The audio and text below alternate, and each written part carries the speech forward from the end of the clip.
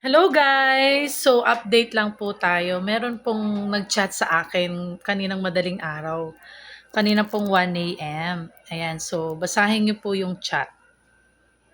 Ayan. So ang sabi niya po na nakaka-bless po siya kasi ang sabi niya sa akin, meron po kasi silang resort dito sa San Jose Malino. Yung lahat daw po ng profit nila this summer, starting February to May, meron pong portion po doon na idodonate po nila kay Baby RZ.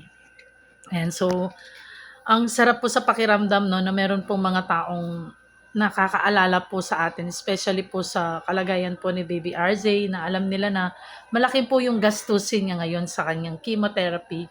Na nagpapasalamat po ako kay Lord at sa mga taong ito na hindi ko man po mabanggit ang mga pangalan ninyo. Salamat po dahil nandyan po kayo umaantabay para sa amin. And mag-swimming na po tayo sa Bayas Resort. Napakasarap po sa feeling na may mga taong ganito. God bless po Sir Dyke, Roderick Bayas at buong family ng Bayas. At God bless po sa inyong